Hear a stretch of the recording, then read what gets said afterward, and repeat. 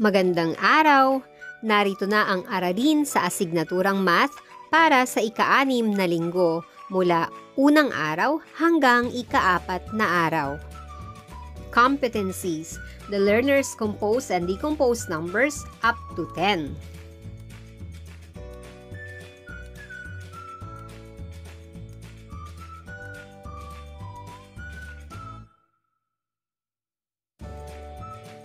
Halina't tayo'y magbalik-aral. Bilangin ang mga paru-paro. 1, 2, 3,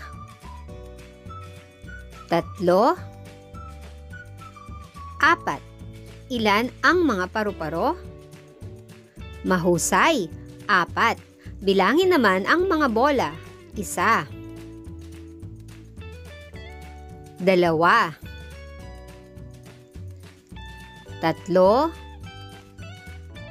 4, at 5. Ilan ang bilang ng mga bola? Magaling, 5. Ngayon ay bilangin naman natin ang mga sumusunod na mga bagay. Ilan ang manika? 1. Ilan naman ang mga krayola? Tama, 3. Ilan ang mga lobo? Magaling, 2. Narito ang ating unang aralin, pag-compose at pag-decompose ng mga bilang 4 at 5. Pag-compose ng mga bilang. Ano ang ibig sabihin ng pag-compose ng bilang at paano ito isinasagawa? Pag-compose. Ito ay pagbuo o pagsasama ng dalawang maliliit na bilang upang makabuo ng mas malaking bilang. Masdan kung paano ito isinasagawa. Sa pag-compose ng bilang 4, alamin natin kung ano-ano nga ba ang mga maliliit na bilang na pinagsasama. Sa unang pangkat ay 2, pangalawang pangkat naman ay 2. Kapag pinagsama mo ang 2 at 2 paru-paro, makakabuo ka ng 4 na paru-paro. Ipinakikita sa graphic organizer na sa pag-compose ng bilang 4 ay kailangan mo ng 2 at 2 bilang. Narito pa ang iba pang paraan para makabuo ng bilang 4. Halimbawa, 1 o 1 at 3. Kapag pinagsama ang bilang 1 at 3, makakabuo ng bilang 4. Makikita natin sa graphic organizer na sa pag-compose ng bilang 4 ay kailangan ng 1 at 3 bilang. Masdan ang iba pang halimbawa. 0, dagdagan ng 4 ay makakabuo ng bilang 4. Sa halimbawang ito naman, sa pag-compose ng bilang 4 ay kailangan ng 0 at 4. Masdan natin ang iba't ibang mga paraan sa pag-compose ng bilang 4. Ano-ano ang mga bilang na pinagsasama? 0 at 4, 1 at 3, 2 at 2, 3 at 1, at 4 at 0. Ngayon ay pag-aralan naman natin kung paano ang pag-compose ng bilang 5 o 5. Sa pag-compose ng bilang 5 ay kailangan natin ng 1 at 4 na bilang. Makikita natin dito na kapag pinagsama ang isang bola at 4 na bola ay makakabuo tayo ng 5 mga bola. Ipinakikita sa graphic organizer na sa pag-compose ng bilang 5 ay kailangan mo ng 1 at 4 upang mabuo ang 5. Narito pa ang iba pang paraan ng pag-compose sa bilang 5. 2 at 3. 3 at 2.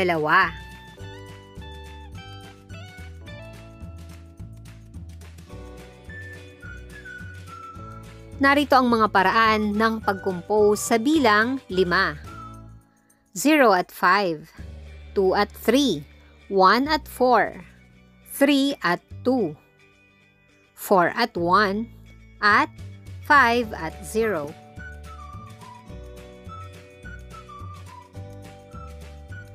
Pag-decompose ng mga bilang. Ano naman ang ibig sabihin ng pag-decompose ng bilang at paano ito isinasagawa? Ang pag-decompose ang tawag sa paghihiwalay ng mga bilang. Masdan natin mga bata kung paano ito isinasagawa. Paghiwalayin ang 4 na isda sa 2 lagayan. Masdan ang iba't ibang mga paraan. Ilan kayang ilalagay natin sa una at pangalawang aquarium upang mabuo pa rin ang 4? Sa una ay 1, pangalawa, 3. Bilangin nga mga bata kung ilang isda ang nasa unang lagayan. Tama, 1. Sa pangalawang lagayan naman, 3. Sa pag-decompose ng bilang 4 ay pinaghiwalay natin ang 1 at 3 mga bilang. Narito naman ang iba pang paraan. Sa unang lagayan ay 2 isda. Narito naman para sa pangalawang lagayan. Ilan ang makikita natin sa unang lagayan? 2. At sa pangalawa, 2.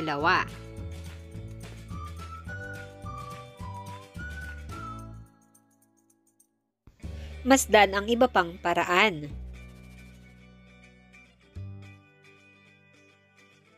Sa unang lagayan ay 3 isda at sa pangalawa naman, 1. Pinaghiwalay natin ang 3 at 1. Ano ang tawag sa proseso kung saan pinagsasama ang 2 maliliit na bilang upang makabuo ng mas malaking bilang? Tama, ang tawag ay pag-compose ng bilang.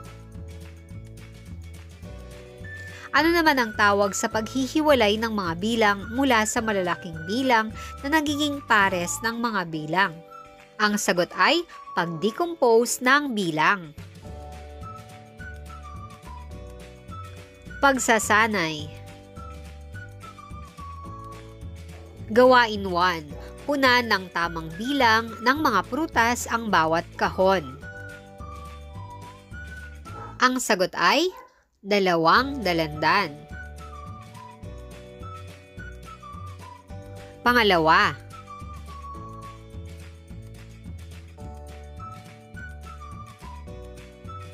Ang sagot ay 4 na strawberries. Pangatlong bilang.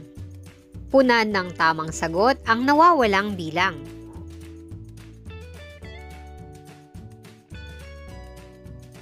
Ang sagot ay 0. Pang-4.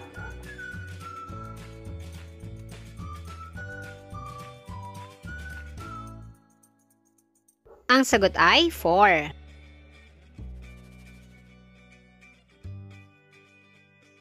Panlima. Ang sagot, 4. Assessment Day 1. Paghambingin ang mga bilang upang makabuo ng bilang 4.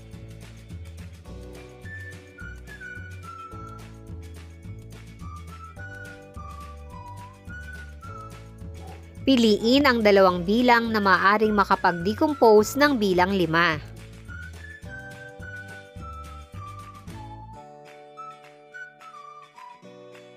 Punan ng tamang sagot ang nawawalang bilang.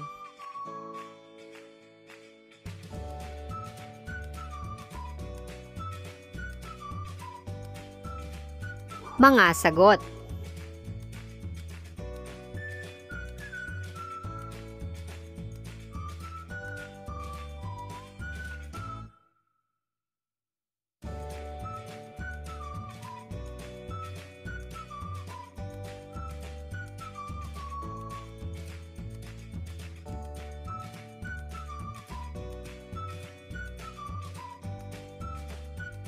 Ngayon ay dumako na tayo sa pangalawang aralin, pag-compose at pag-decompose ng mga bilang 6 at 7.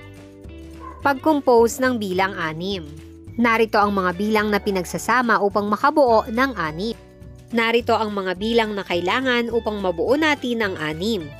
Ipinakikita sa unang grupo ang 4 na mga puno at sa pangalawa naman ay 2. Kapag pinagsama natin ang 4 at 2 ay makakabuo tayo ng 6 na mga puno. Sa pag-compose ng bilang 6 ay kailangan natin ng 4 at 2. Narito pa ang iba pang mga halimbawa, 0 at 6, 1 at 5, 2 at 4,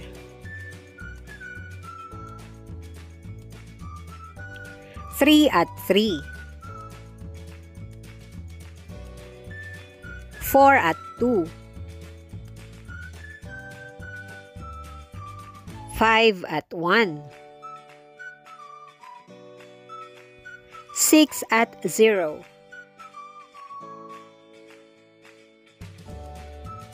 Atin namang pag-aralan ang pag-decompose ng bilang 7. Kapag pinaghiwalay natin ang mga bilang mula sa 7, ay narito ang mga pares na ating mabubuo. 1 at 6, 2 at 5, 3 at 4, 4 at 3, 5 at 2, 6 at 1, 0 at 7, at 7 at 0.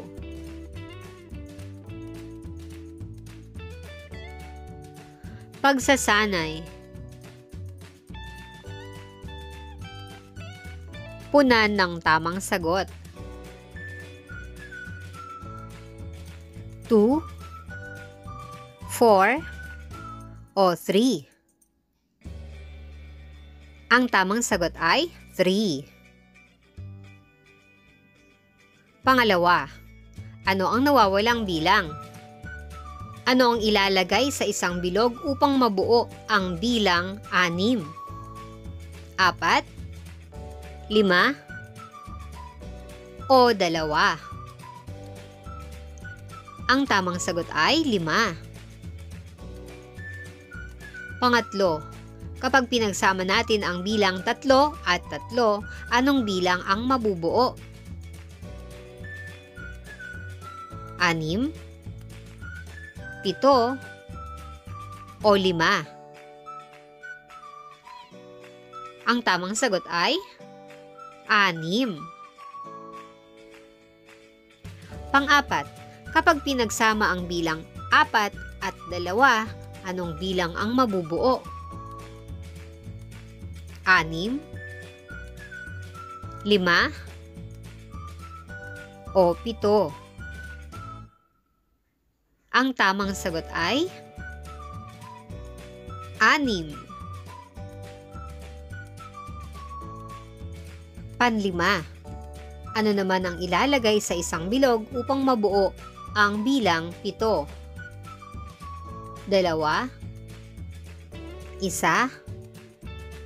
o 0? Ang tamang sagot ay 0. Assessment Day 2. Punan ang nawawalang bilang.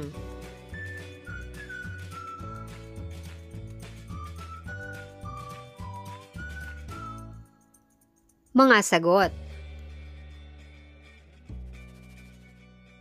Dumako na tayo sa pangatlong araw, pag-compose at pag-decompose ng mga bilang 8 at 9. Sa pag-compose ng bilang 8, kailangan natin ang bilang 4 at 4. Kapag pinagsama natin ang 4 na bilog at 4 na bilog, makakabuo tayo ng 8 mga bilog. Narito ang iba pang paraan. 1 at 7. Kapag pinagsama ang bilang 1 at 7, makakabuo ng 8.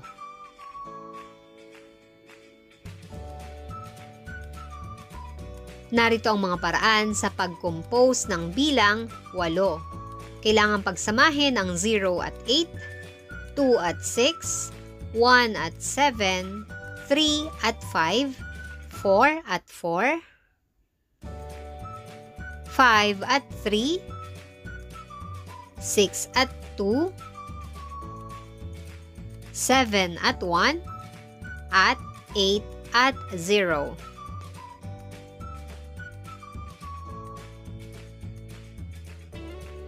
Pag-decompose ng bilang siyam. Narito ang mga paraan sa paghihiwalay o pag-decompose ng bilang siyam. 1 at 8.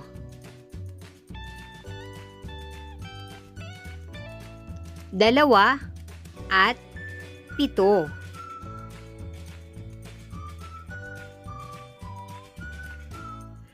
3 at 6.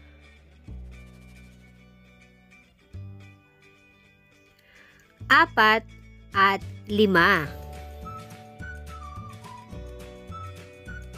Assessment Day 3. Idugtong ang mga bilang upang makabuo ng bilang 8.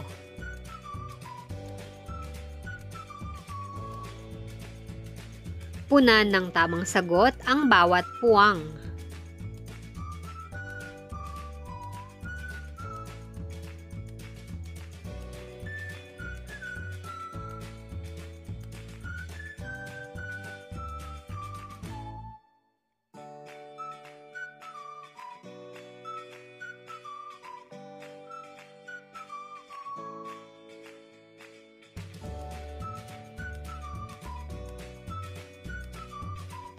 Narito na ang mga sagot.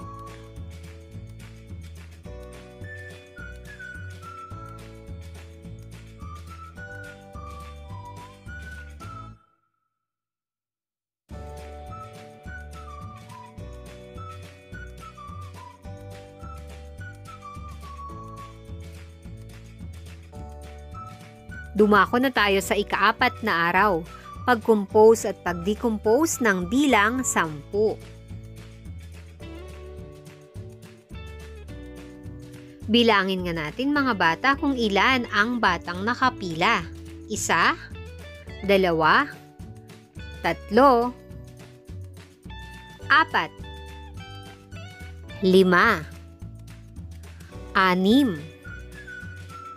6, 7, 8, 9, at 10. Ilan ang mga batang nakapila? Mahusay, 10 mga bata. Masdan kung ilang bata ang mabubuo sa bawat grupo kung hahatiin ang 10 mga bata sa 2 pangkat. Ilan ang makikita natin sa unang pangkat? Tama, 3. Sa pangalawang pangkat naman ay 7. Ito ang paraan ng pag-decompose ng bilang 10. Narito ang iba pang halimbawa. Lumipat ang isang bata sa kabilang grupo. Ilan na ngayon ang nasa unang grupo o pangkat? 4. Ilan naman ang nasa pangalawang pangkat? 6. Nadagdagan ng isa pa ang isang pangkat, kaya naging 5 na ang unang pangkat at 5 naman ang pangalawang pangkat. Maaari ding i-decompose ang bilang 10 sa 3 mga pangkat. Hatiin natin sa 3 pangkat. Ilan ang nasa unang pangkat? 3. Ilan naman ang pangalawa? 5. At ang pangatlo ay 2. Ang 10 mga bata ay nahati sa 3 pangkat. 3, 5, at 2. Narito ang iba pang paraan. Ilan ngayon sa unang pangkat? Tama, 5 mga bata. Sa pangalawa naman ay 4, at ang pangatlo, 1. 5, 4, at 1.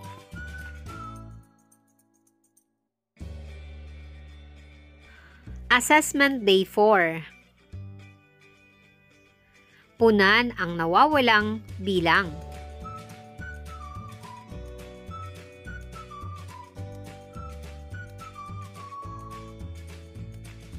Mga sagot.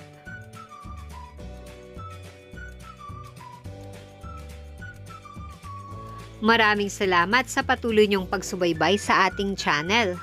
Nawa ay natuto kayo mga bata. Kita tayong muli sa susunod na aralin. Paalam!